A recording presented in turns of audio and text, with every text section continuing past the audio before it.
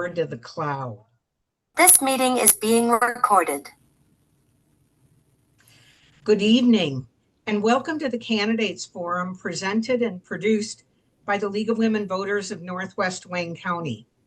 My name is Paula Bowman, and I'm a board member of the Northwest Wayne County League of Women Voters. I'm also the moderator for this event. Tonight, we welcome the candidates running for Livonia City Council.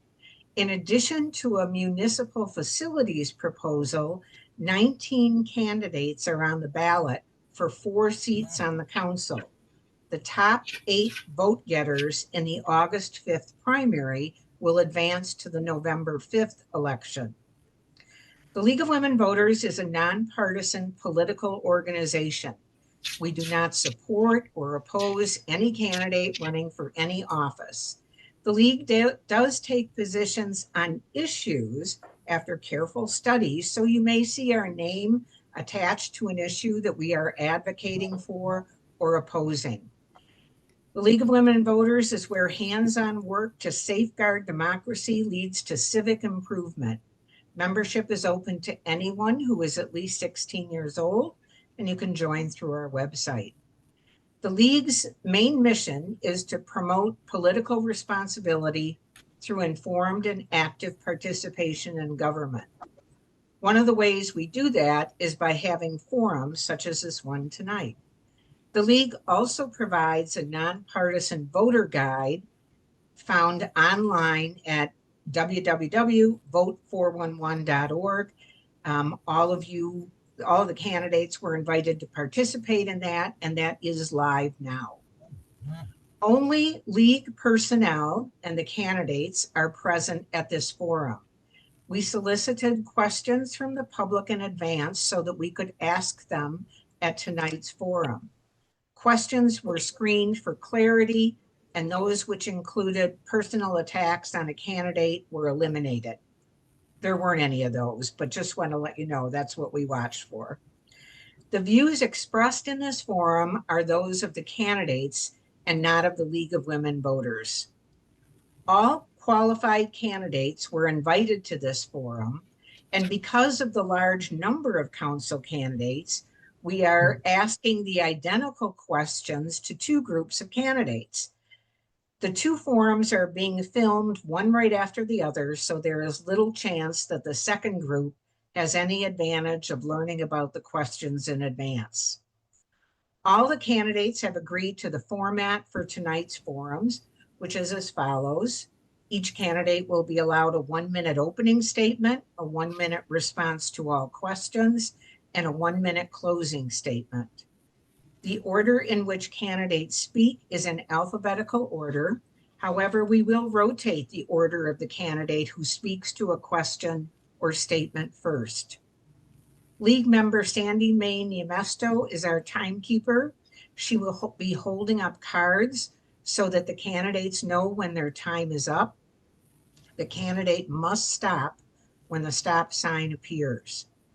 And now let's get started with our first group of 7. Mr. Alexander, would you like to give the opening statement, introduce yourself, and tell us about yourself? Yes, thank you. Thank you very much, and thank you for having us this evening, Ms. Bowen.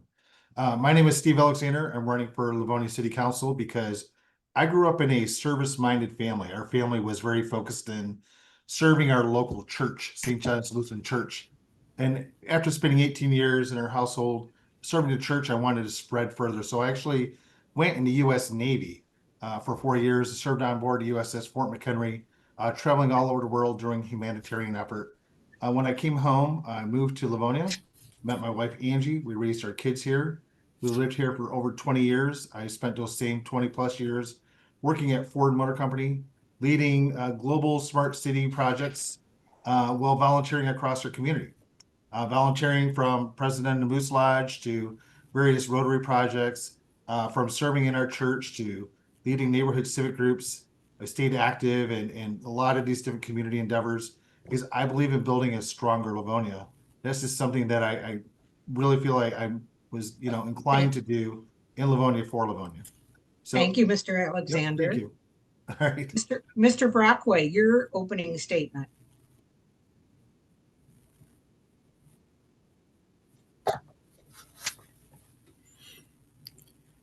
So good evening. Thank you for having me here. It's an honor to speak with the League of Women Voters in this important forum. I would just like to introduce myself as I'm Patrick Brockway, one of the candidates. I'm a lifelong Livonia resident. I'm a husband. I'm a federal employee. I'm a father of 3 cats. But as a federal employee, I've worked to serve the nation for about 14 and a half years. So I understand the concepts of government, how to utilize regulations, rules, code of federal regulations, and how to govern with that. I also understand the need for being able to cut through red tape, and that's where I believe I can be of service to the community. As a lifelong resident, I've seen some of the issues that people have brought up time and time again to myself and other candidates. And I believe that I can be a candidate that people can approach, that could be the go-to council member, that if they have an issue, they go see Pat. If they have an issue with something that's going on in the city, go see Pat. Thank you, And I just Mr. believe I can bring Brockway. that to the city. Ms. Hefty, your opening remarks? Good evening. I'm Nicole Hefty, and I have been really excited to run for city council for a long time. I have been a public servant most of my career, starting in nonprofit organizations to academic institutions and government agencies. If we haven't met yet, I wanted to sort of tell you a little bit about my background. I'm a millennial. I'm a first-gen college attendee. I was raised in a blue-collar Big 3 family. And just like anyone who was raised by their elders, I kind of learned how to make good on all of my resources, like using bones to make broth. And I want to bring the skills that I have cultivated over the years as a professor at Western Michigan University, as a municipal employee and an appointee in the city of Dearborn, and a $40 million grant writer. I guess I should have mentioned that probably earlier. But I want to bring these skills to Livonia because I think it's time Thank you, Ms. for us. Hefty. Thank you. There'll be plenty of time for more questions. Mr. Hooper. Greetings, everyone. Hopefully everyone can hear me well. I'd like to express my gratitude for the League of Women Voters hosting once again a forum. And I'd like to thank all of the candidates for putting their time into to campaigning and campaigning well. And I'd like to especially thank all the voters and residents of Livonia who actually care enough about this community, our community, to be invested in really research into the candidates. As voters, you're looking and you're seeing a full plate of candidates who are out there who have a vast swath of ideas. And in those ideas, you're going to look as a voter and you're going to judge who do you believe has the best integrity, who has the ability to bring forward the ideas.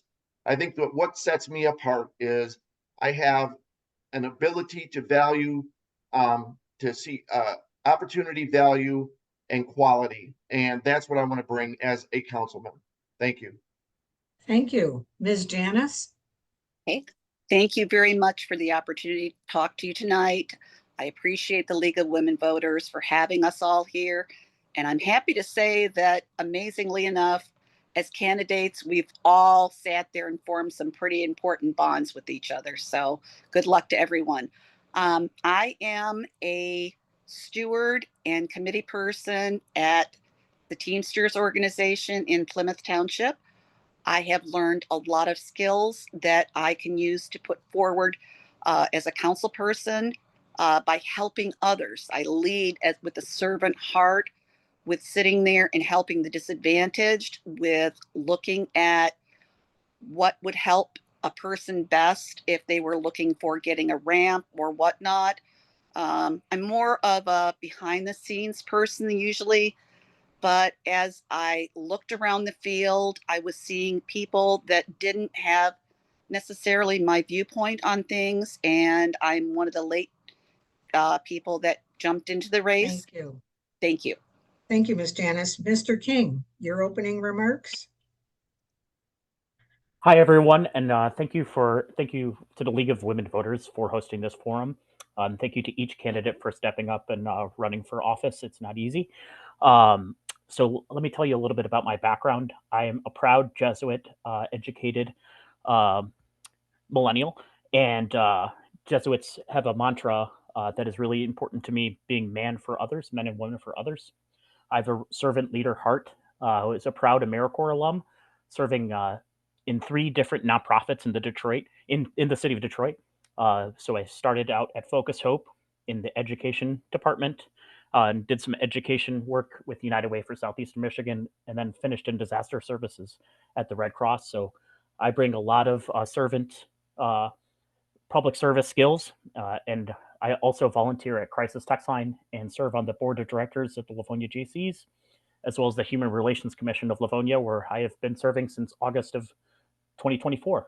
So that's my background, and I appreciate your time. Thank you. Ms. Kavanagh Reid?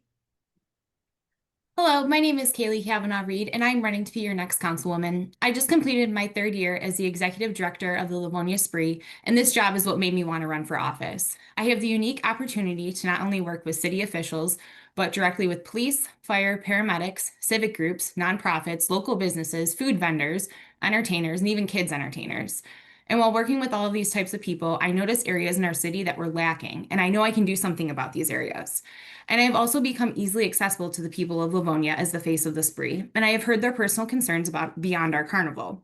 So over the past couple years, as I prepared to run for office, I narrowed down the 3 main areas I want to improve as soon as I am elected. Our parks need better maintenance, our police and fire need funds to not only fully staff their units, but also to be able to staff them with the type of first responder they want. And third, I want to focus on our libraries and bringing them into modern day standards as far as technology, resources, and accessibility. Thank you, and I look forward to your questions tonight. Thank you. Mr. Brockway, we'll start this first question with you. What ideas for the Noble Library property would you support?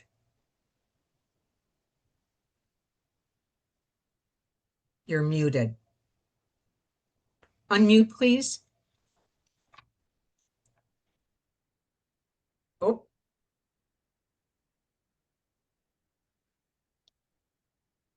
There you go.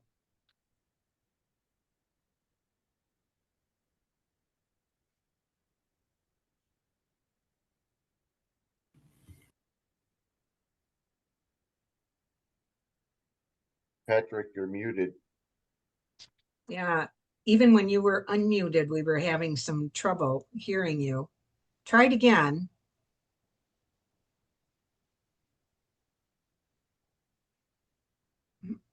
We aren't able to hear you. We did before.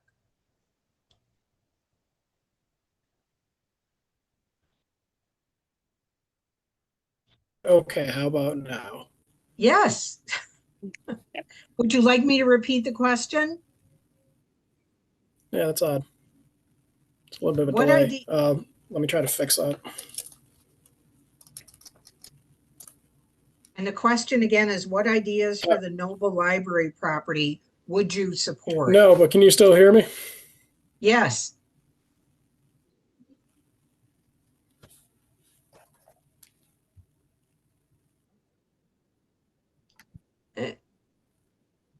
We lost you again. I think there's a bit of a delay here. Okay, we can hear you now. My computer's all frozen up. I'll reconnect in a moment. That's fine.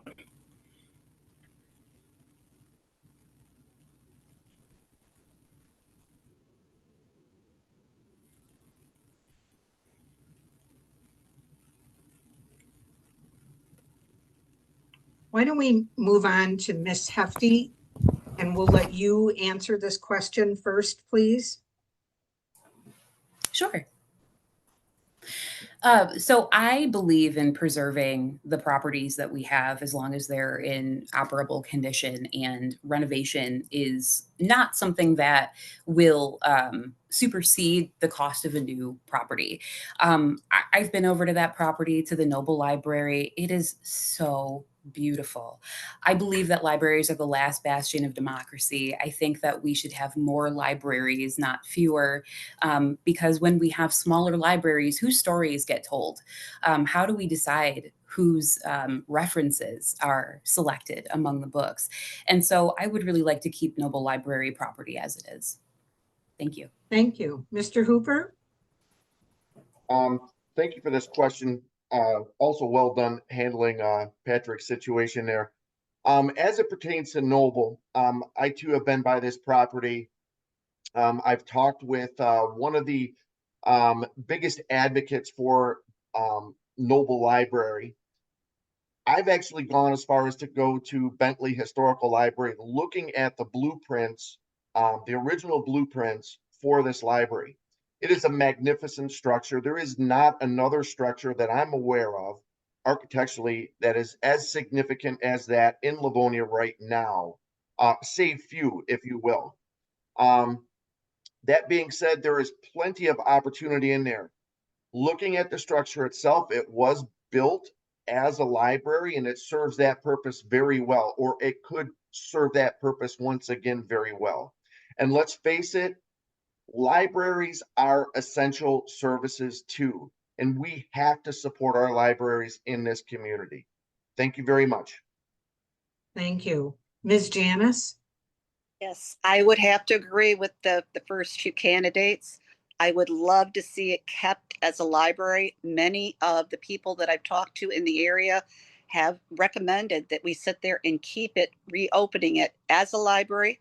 Thus far, we've not been able to get in there and see exactly the extent of any damage. But if not, others have also talked about how they would like a maker space or a possible community center. But irregardless, they want to keep it as a building as it stands right now, a beautiful structure to mid-century modern architecture. Thank you. Mr. King? Yes, so I've been a strong advocate for preserving Alfred Noble Library and agree with sentiments that the first three candidates have said. We need to preserve the building. It's a strong foundation. I've been to it several times in the past year or so, as well as and it has a significance to me because I went to elementary school, like a couple other candidates on this call, at St. Michael Elementary. It's just a block or two away, and it just has a significance to this area and to the south side of Livonia. Yeah, I would absolutely advocate for preserving that building. We've seen reports that it has a strong foundation, and if we can't repurpose it as a library, we should at least be able to repurpose it as a community center where residents can get information. But yeah, I believe that libraries are important to our democracy, and we should preserve as much as we can. Thank you. Thank you. Ms. Kavanagh Reid? So in the wintertime for the spree, we cannot use our trailer that we have our meetings in because it's freezing out. So we have to have our meetings at the Livonia Senior Center. And when they're in the evening, and when we're there are probably 6 other groups there every single time, including younger kids that are rehearsing plays and stuff. So I think we have a lack of meeting space in this city. And I fear that with the new senior center, it won't be, the layout is not quite the same. So I don't think we're going to have as much opportunity to use the senior center in the evenings once the new one opens. So I think Noble Library would be the perfect spot for that. It was only being used 3 days a week before it was closed down. So I don't think opening it as only a library is fiscally the best option. I think it should be more of a satellite type library with book lockers and that type of thing, but it should be open for meeting spaces. I think a community center that people who can't necessarily pay to rent something out can meet there. And yeah, that's how I feel about it. Thank you. Mr. Alexander? Thank you. Yes, I actually agree pretty much on point with Ms. Kavanagh Reid. I've been in this conversation for the past 2 to 3 years as it's come about, right? It started like in the paper with like, hey, let's demolish this. Residents rose up and said, no, we need to save the library. And that's had 2 meanings, kind of to the point of your question. Save the building and do some level of reuse, as we just discussed here. Small, shelving units, on-demand books, and then mostly making the space like a learning space, a STEAM space, if you will, science, technology, engineering, arts, and math. As a former scout leader, kind of similar to what Kayleigh, Kavanagh Reid mentioned, we were always hustling to try to find a place that we could group up and do meaningful projects with groups. Those are kind of far in between.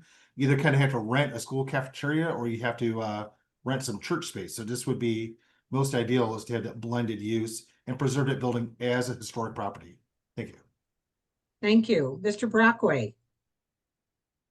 Sorry about the technical difficulties. As far as Noble Library is concerned, it needs to be reserved. It needs to be preserved. It needs to be repaired, restored.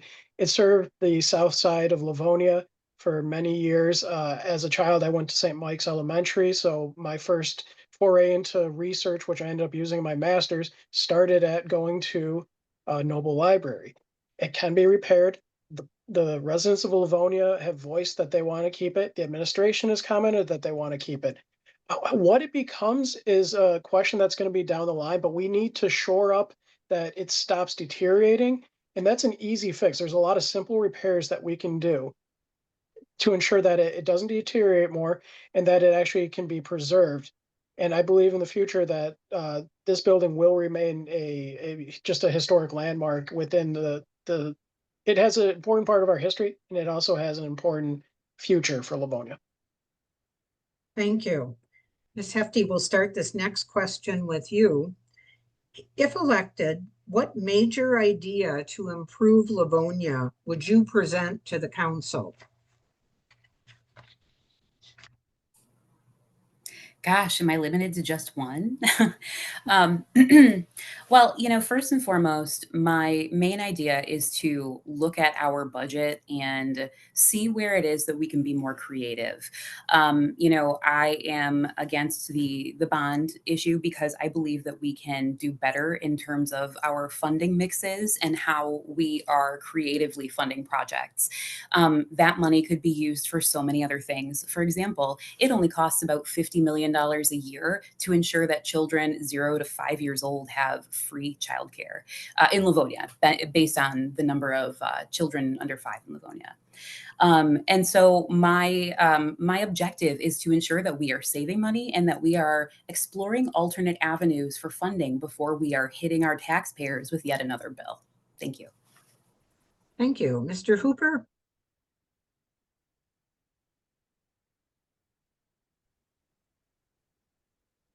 There we go. So excellent question. I'll preface this to say that right now we have an elephant in the room, which is bond or no bond here in the community. From what I've seen, things are getting very divisive right now. The sides are very much getting entrenched. I've tried to make efforts to see all perspectives in this. I myself am not in favor of the bond for multiple reasons that I don't want to exhaust right now. But I think the number one thing that I would like to do is to be that person, that redeemer, if you will, in the middle if elected, because I believe that these hurts are going to carry over after the election, and we're going to have to deal with it as a community. One side or the other is going to be hurt, and I don't want to see this become something that creates a schism in our community. I don't think it's healthy for that to happen. Thank you. Miss Janis. Yes. What I have sat there and put together, right now they have certain houses in Livonia that they are currently renting out. The city itself is renting out, that they acquired, I believe, during the 2008 fiscal crisis, that were HUD houses that they sat there and purchased and are renting. I would hope to turn any further houses that are currently HUD houses that are not able to be have to be bought, to sit there and turn them into houses that we could use to attract new homeowners, younger homeowners, older homeowners, to sit there and fix them up with CDG. That mangle that word every time. CDBG funds to sit there so they are able to sit there and be rehabilitated and sell them at cost with certain financial guidelines. Thank you so much. Thank you. Mr. King. Yeah, so if I'm lucky enough to be elected to Livonia City Council, I would love to be able to address affordable housing in our community. That's something that we need to talk about more, quite frankly. I am a renter, and and I would bring a unique perspective in such that we haven't really had that perspective on council. I've had to deal with rent increases every year that are above market demand in times. I've calculated it, and it comes out to 300 a month in rent that has been added over the last 5 years. And I think we should have a serious talk about rent control, maybe 2%. But I think we have to have a conversation so we can have that conversation so we can not have people priced out, especially renters. There's renters of all ages, and we have to do something quickly to address that. Thank you. Thank you. Ms. Kavanagh Reid? So the first thing I would tackle is our understaffed fire departments. Since the 80s, the staffing requirements have not changed. It's in our charter, actually, that per 1,000 residents, we are required less than one firefighter, less than one. And our runs, so to speak, or the firefighters' runs have increased tremendously since the 80s. So I would change the charter so that we can have more firefighters on staff, and that they're encouraged to hire paramedics over EMTs if they feel that is what is best for their houses. Thank you. Mr. Alexander? For me, really, the one big thing is, getting the fire departments and the police stations funded to ensure that they have not just the facilities that they need, but also the support that they need, the tools and such to be able to do their job most effectively. I noticed it's something that was just touched on, but I'm just adding on more so than staffing is the retouch of those buildings. I'm not really thinking about this in the context of move the police station near the courthouse. I understand why that's something that's desirable, but more so just coming up with the building that's newer than 1960s. That's viable for these police officers to use. Thank you. Mr. Brockway? Well, a lot of the things that have been brought up are serious issues that I would want to be part of tackling if lucky enough to earn, individuals' votes to be elected.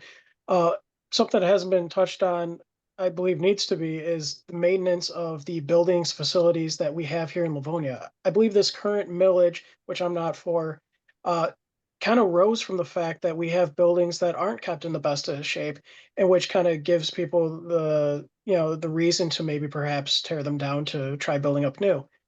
If we were to increase the amount of resource that we allocate to maintenance, we could preserve these buildings. And once we've shown that we can preserve them, that those overall costs should decrease over time. Livonia would maintain its buildings, and we could then take that money and concentrate it on other areas. Thank you, Mr. Hooper. We'll start this next question with you, and many of you have alluded to this issue already, but let's lay it out on the table for this section. Do you support the municipal facilities proposal? Why or why not? You're muted. Sorry. Just to be succinct as possible, I do not support this millage as written and presented. I think a project this scope, there needs to be 3 components to it for it to actually be effective for the community. One, it should be organic. It should spring out of the community itself, a need from the community that presents itself, and then it's actually brought to fruition through the council and the administration. So number one, it has to be organic. Number 2, it has to be authentic. We cannot have something, listen, if you're not an authentic person, nobody should respect you. So we need a project that is authentic to our community. Third, it needs to be legitimate. And I don't believe that the way that this was presented to the community was legitimate on the part of the administration and in part by the council. Thank you. Thank you. Ms. Janis? Yes, thank you. I am not in favor of the millage as it is currently written.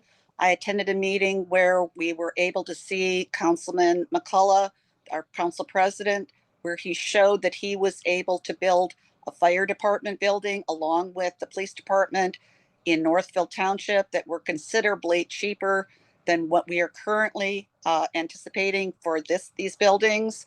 I don't believe the library needs to be taken down. I believe it needs a I have a hard time with the amount of this millage costing the seniors and the members of our community so much money that they may be priced out of their houses. And it's somewhat ironic that it's a city of trees. We're going to be demolishing a bedload of trees in that area to put these buildings in. Thank you. Thank you. Mr. King? I will be supporting the millage. I believe as a young person, I would like to have walking, a central gathering place. That's something that I've been advocating for a decade. And I've been supporting the downtown Livonia partnership efforts as well.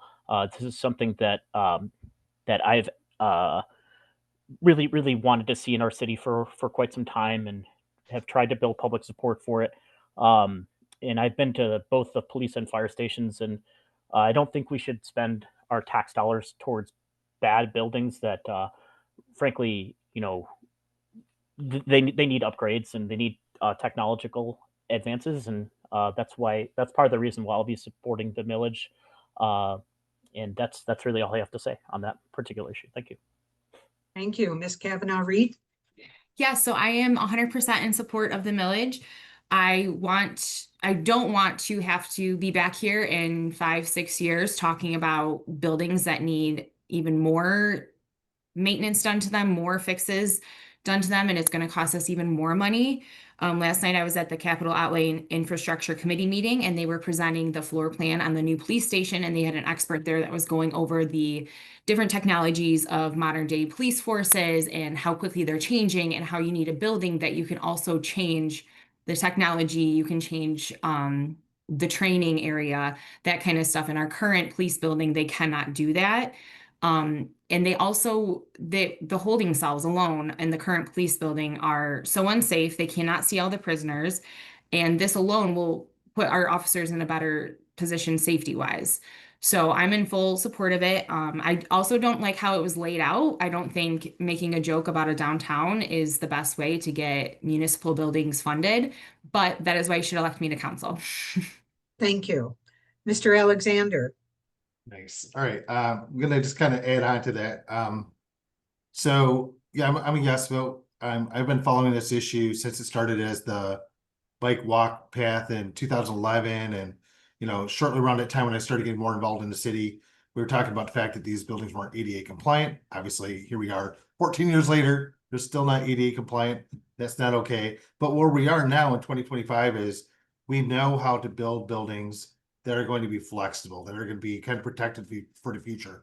We've been through COVID. We've had times and places where we've had to go home, be on Zoom, and then be hybrid, and then go back, and then need to be able to physically move desks around. So it's not that these buildings are always that they all need to be replaced. It's just that it's kind of the most viable plan that we see that we can get to have these vibrant spaces, these walkable communities, and to have a groundwork for a vibrant city center. Thank you. Thank you. Mr. Brockway? I am a no for the millage. I believe that the fact that they're using police and fire, first responder needs as pawns in this, where if the project can't stand by itself without using first responders as kind of a crutch to get people to vote for it, then it's not a good plan. I've talked with senior citizens, they're worried about it. I haven't found a senior citizen out in the wild when I've spoken that says that they're for this plan, because they're all worried about their fixed incomes. I'm worried that the costs are overestimated when people that know this stuff as well have cited that it could be done for almost half the price. Why are we paying 150 million? It's too much altogether. It's disingenuous to the voters. It disenfranchises, because now you have to pick. You might like the civic center, but you're going to have to get rid of that in order to get the firefighters what they need. This is the wrong way to do this. You put your first responders onto their own millage, you'll get people that will vote for it probably 99% of the time. But by adding this, it's not correct. Thank you. Thank you. Ms. Hefty. Thank you. I have top 10 reasons to bury the bond. 10, $150 million more in debt. There are 276 cities in Michigan, 150 of them are in debt. Do we want to be a part of that? 9, 10 plus acres of new cement equals flooding in my neighborhood, flooding in your neighborhood. 8, bond spending is not transparent. Unlike a grant, you don't have to tell the federal government what you're spending it on line item by line item, like I did with my $35 million budget for the Peace Parks. Number 7, it does not mitigate any community pain points. Number 6, City Hall's not included. Number 5, sky-high property taxes for what? Number 4, no set budget for each component of the project. This lacks transparency. 3, design lacks creativity. It looks like WMU. Look that up. Number 2, it does not improve operations or response time for fire or police. It does not include any of the things in the building, including their technology, and that was confirmed for me. Thank you. We'll start this next question with Ms. Janis. How well is Livonia meeting the needs of low-income residents, and what more, if anything, needs to be done? They definitely aren't meeting the needs of low-income residents. To a lot of people, the word affordable housing is a dirty word.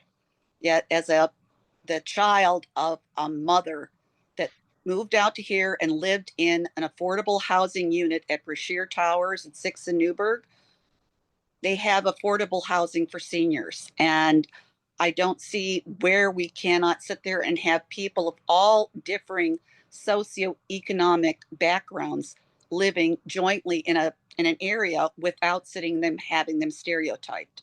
As far as how would I accomplish, I'm trying to get the second part of your question. What can be done? What can be done? We can sit there and we can build differently in our city. We tend to have builders bringing in housing that is large, $500,000 houses, along with not allowing townhouses or any of the row houses that could possibly help. So thank you. Thank you. Mr. King. Yes, I completely agree with Francis. As I've mentioned in my previous answer, I'm very passionate about affordable housing. When you compare Livonia to other municipalities, our rent and housing prices are higher than suburban areas. So I think that we need to absolutely have that conversation where we can try to bring down costs for families, for renters. We absolutely need to have some form of rent control. There's renters of all socioeconomic statuses. I've been getting to know the renters in my community, and a lot of them would like to see these kinds of policies. So I couldn't agree more with my friend Francis. Yep. Ms. Kavanagh Reid. Yeah, so I, in my work with the Spree, I have interacted with a lot of nonprofits, and a lot of these nonprofits are serving the underserved citizens of Livonia and surrounding communities, but most of them don't know where to go for funding.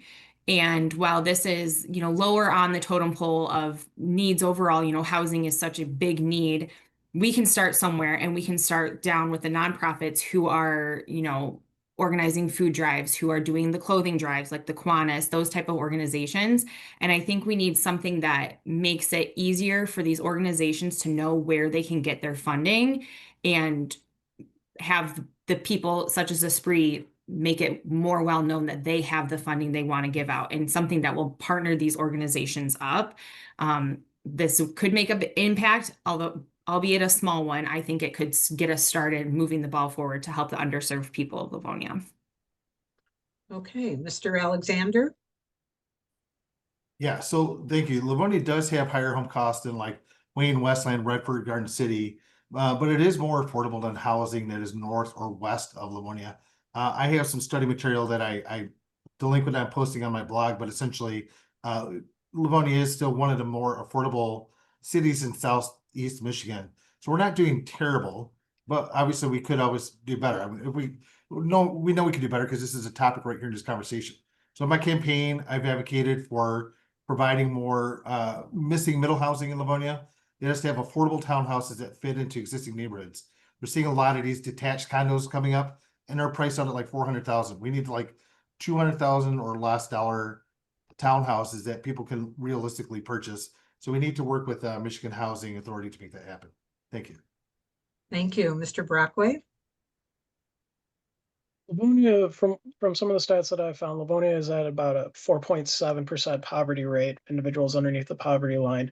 And with that, Livonia needs to work to kind of better the situations for those individuals that are in that economic state. So I agree with a lot of the things that have been said. We need to work with nonprofits in order to provide for those in need. We also need to be mindful of the kind of housings that we are having developed. Townhouses, large scale condos, or the detached condos, these are not often affordable. And often we hear that, oh, we want to attract new families, we want to attract young families. I couldn't, when I first started off, I got my first house in 2014. When I started off, I wouldn't be able to afford a townhouse, wouldn't be able to afford a condo like that. But I was able to find an affordable house in Livonia, just a little ranch. And that's the kind of housing that people can readily afford when they're starting out. So we need to make sure that we're developing with that in mind and not be catering to like a high price tag, Thank but you. rather to a livable wage. Thank you. Ms. Hefty? Thank you. I also would agree that we do not really take care of our lower income residents. As Patrick said, 4.7% of our population is under the poverty line, and that means about 4,700 residents. And I agree that we don't have the right housing mix to attract and retain residents, and to allow seniors to age in place. I advocate for a Livonia, kind of like a Livonia promise, that levels the playing field for families by paying for 0 to 5-year-old childcare. Let's decide who we want to be as a community, and let's go there. Do we want to take care of who we have? Do we want to attract new residents? We need to actually put these things in place to support that. Livonia is a microcosm of the United States, and our population is aging. We need to take care of our seniors as well and make sure that they have the supports that they have as the federal Medicare and tax changes go into effect. Our seniors are going to be really needing us in 2026. So I definitely think there's a lot that we can do together. Thank you. Thank you. Mr. Hooper?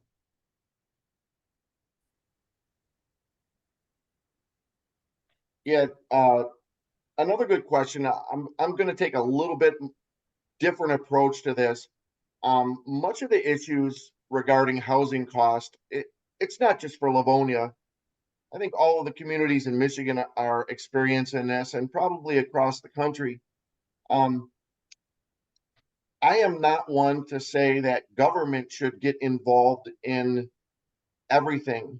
There is a marketplace for housing for families, and the marketplace actually determines what can be built where. We could really get involved with, well, we need this type of housing or this type of housing or this type of housing. I think that as far as being a city government, you need to keep costs as low as possible for taxes and have the best services available for that tax dollar. That's the best way to serve the taxpayer. Thank you. Thank you. Thank you. Mr. King, we'll start this next question with you. Maintaining and improving our neighborhoods requires responsive and efficient community services. What changes, if any, do you think are needed for citizens to be proud of every neighborhood? Yeah, so I think one thing that we could have is more community gatherings where we can have town halls to talk about the different types of services that council is able to provide. So I would have more town halls and discussions to really talk about what council does, because a lot of times when I go door to door, a lot of people ask, "What does council do?" Because I really don't know. I'm not that involved in local issues. So, um, one thing I would do is have more forums open to the public. Uh, maybe flyer and get the word out social media. But yeah, just try to bring everyone to the table to figure out what exactly it is that local elected officials do. Thank you. Thank you. Ms. Kavanagh Reid?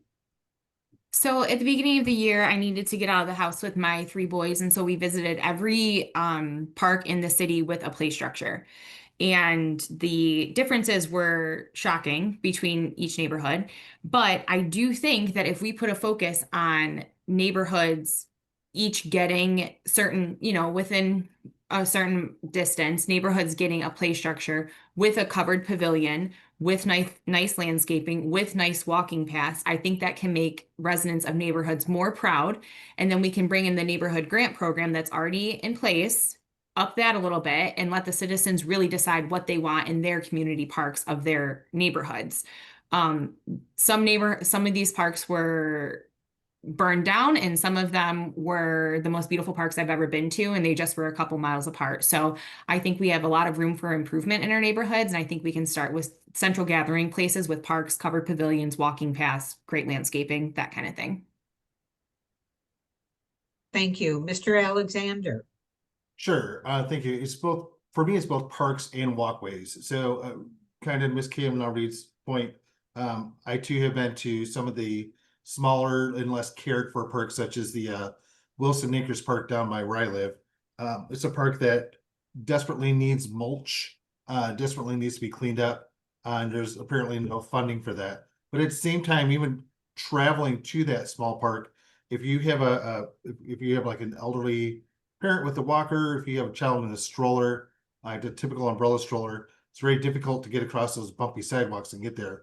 So we really do need to take better care of our neighborhood as far as all of the parks and all of the sidewalks. Thank you. Thanks. Mr. Brockway?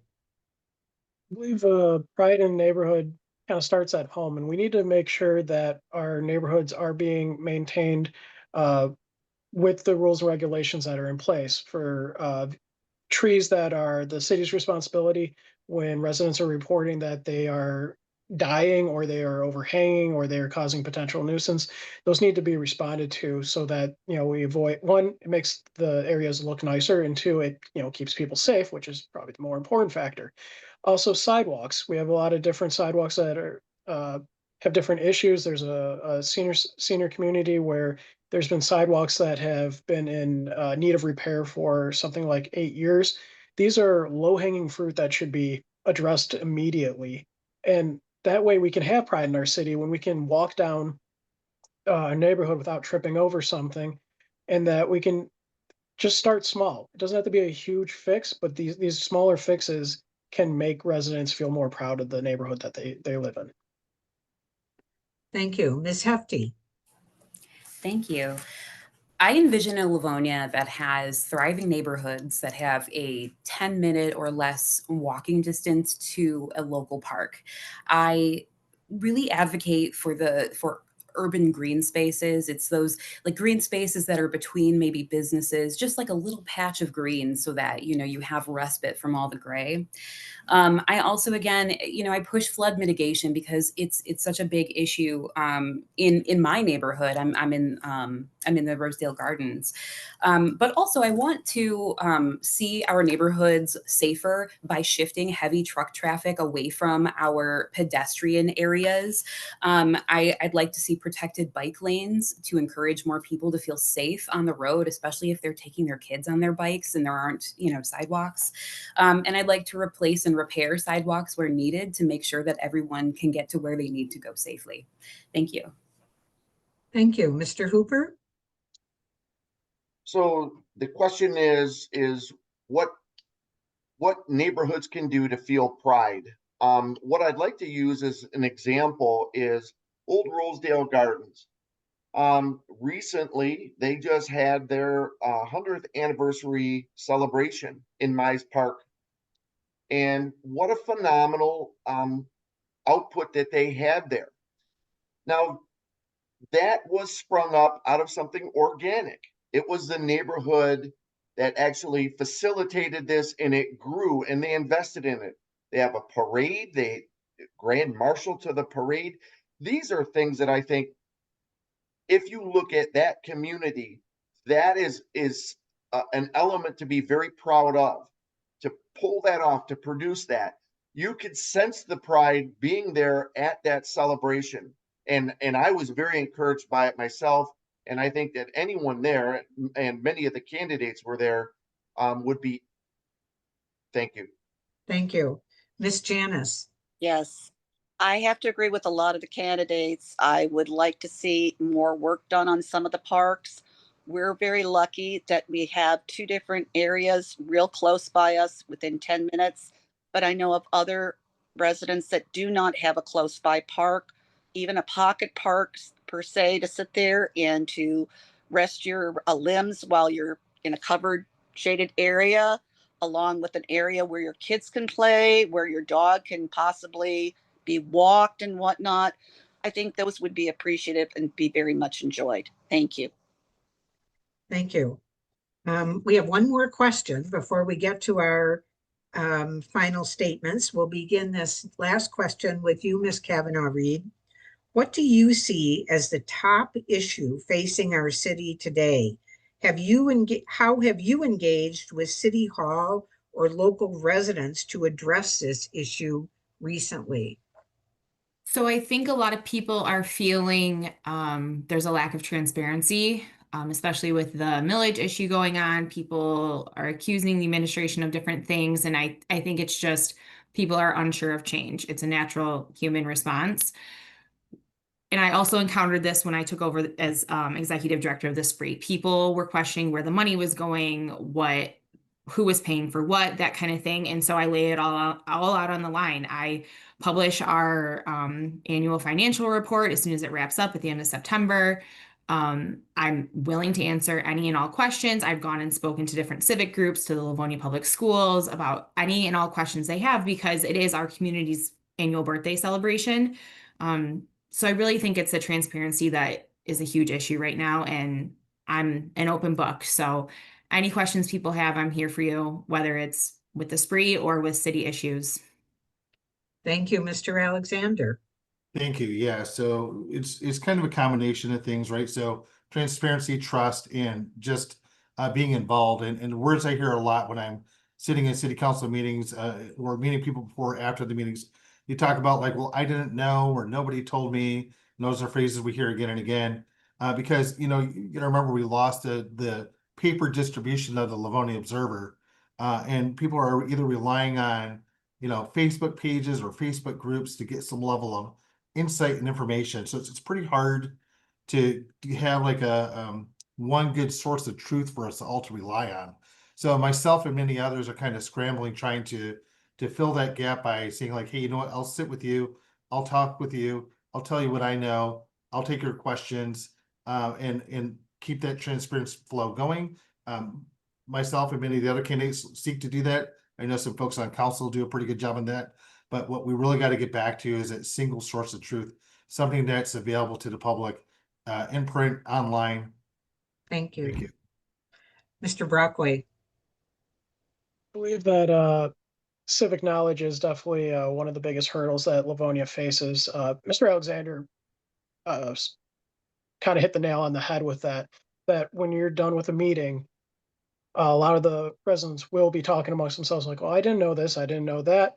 And in today's day and age, with all the advanced technology, which I know isn't always available to everybody, or it might be hindered by the technology itself, we need to do as a city a better job of being informed. And that means with from the council, kind of mini meetings or resident engagement needs to continue, and it needs to increase. I know some council members do public engagement, and that's a useful tool for getting people their information. But that's just something that needs to be further improved on. If something impacts a specific neighborhood, there should be a small, even if it's not official, but a small committee just to get the ideas of, hey, this is what is being planned for your immediate area. How do you as residents feel about that? Thank you, Ms. Hefty. I agree that transparency and accountability are one of the larger issues of our city. But you know what? Beyond that, I think our city has an identity problem. I think we're going through an identity crisis because I think that we all are living in a different reality of what the identity of Livonia is. There are folks that have lived here, 40 or 50 years that have these great memories of farmland here. And that's a beautiful memory, but it's not the reality of where we are today. And I think that we need to have a great strategic planning session that goes a month or two and has us decide as a community who we really want to be, and then break out the components of that for the future and move toward that as a collective, because I think it'll get us all on the same page. Thank you. Thank you. Mr. Hooper? So just to be clear, can you repeat the question here? Certainly. What do you see as the top issue facing our city today? How have you engaged with City Hall or local residents to address this issue recently? So I think that the top issue that I've noticed is there is a disconnect between the public right now, the residents, and the city council and the administration. In many ways, I believe that a plurality of residents really don't understand what city government has been doing and the reasons that they've been doing it. So I think that there's been a great dearth of communication from the city council and the administration to the public in having this feedback and kind of going through that process, hearing the public, having them really understood, well, this is really what the public wants, and then looking to fulfill those needs. So that's thank you. Thank you. Ms. Janis? Yes, I do feel transparency is a huge problem in our city. I myself have gone door to door, talked with people, not just educating them on my point of view, but pro and con as far as this millage is concerned. But I've also sat there and put out to the administration, along with council members, that people need to be talked to and listened to, engaged with, rather than being talked at. There's a big difference. Thank you. Thank you. And Mr. King? Yes, I agree with a lot of what the fellow candidates have been saying. And in terms of accountability and transparency, I think Steve hit the nail on the head when he was talking about how we have no local newspaper. We don't have the Observer in print anymore, so a lot of people get their information on echo chambers and online circles, and I think that that's been problematic, because not sometimes there's information that tends to not be factual, but we just got to be cautious about what you read, and really review everything that somebody is saying. Like, is it coming from a parody site, or is this a real news source? So that's something that we all have to be cognizant of these days. Thank you. Thank you. And it's now time for our closing statement, our 1-minute closing statements. Mr. Alexander, we'll start with you. Thank you for listening tonight. From Navy to the neighborhoods, I bring service that never stops. In 2024, I was honored as Rosedale Gardens Church Honorary Veteran and named Livonia Man of the Year by Friday Musings. But for me, service isn't about awards. It's about the simple joy of working for the greater good of our community. I am running to be a transparent, experienced voice who puts public safety first, strengthens our city's finances, and revitalizes areas like the Plymouth Corridor to involve residents every step of the way. From improving transportation and libraries to advocating for affordable housing and smart development, I'm ready to serve with purpose and heart. I want to help build a stronger Livonia together with you. Thank you. Thank you. Mr. Brockway? Thank you again for having us on tonight. To the residents of Livonia, I just want to say that through running for council, I wish to become your go-to candidate, your go-to council member.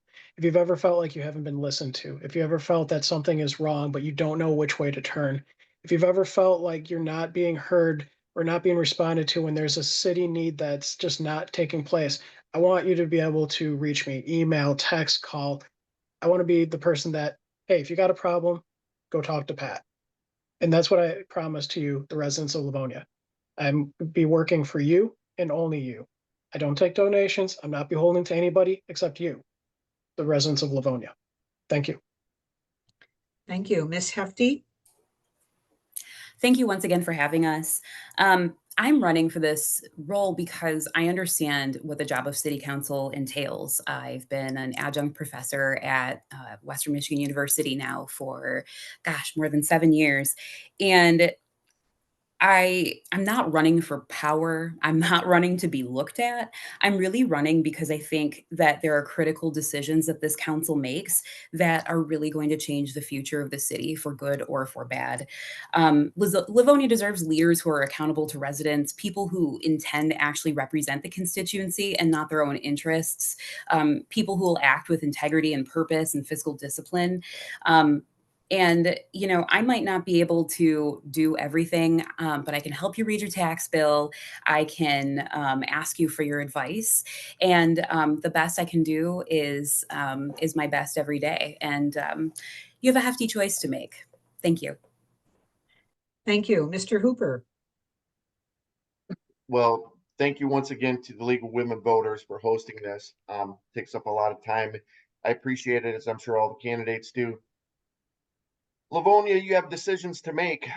There are some great candidates with great ideas. Consider each one, the value of each one of their ideas, what you believe. Do they have integrity? And do they have the measure, the capability to follow through on that?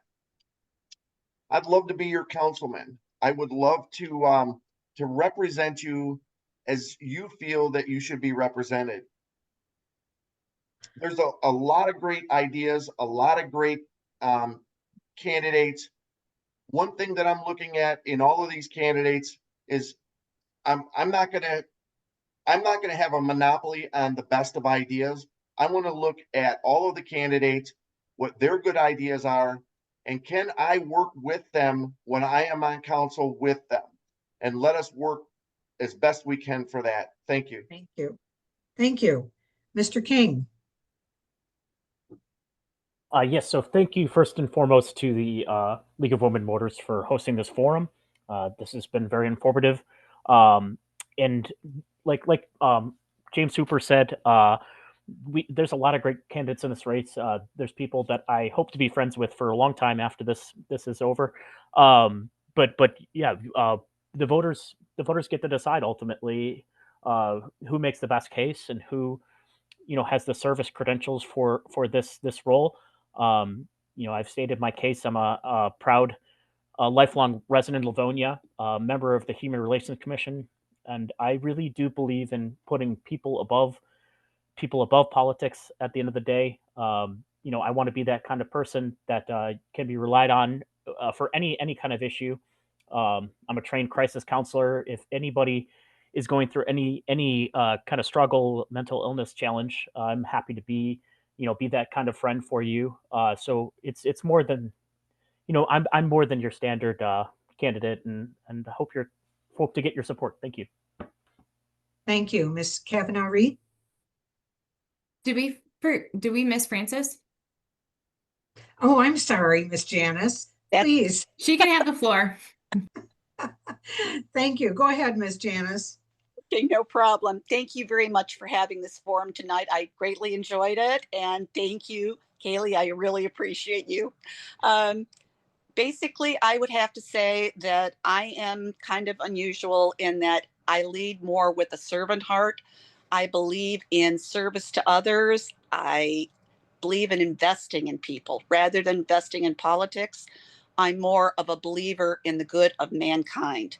I will definitely be investing in people, even if I don't win this race. I'm here to move the needle, to change our city, and I will be here day in, day out, regardless of how this election turns out. Thank you for considering me for your council person. I appreciate it. Thank you. Thank you. Now, Ms. Kavanagh Reid. Thank you. I hope you've learned from me today, and I hope I have earned your vote. Please visit my website, KayleighforLivonia.com, to learn more and reach out if you have any questions, want a lawn sign, or want to give me constructive feedback. Have a great day. Thank you. Thank you. Well, we want to thank all of you, the candidates.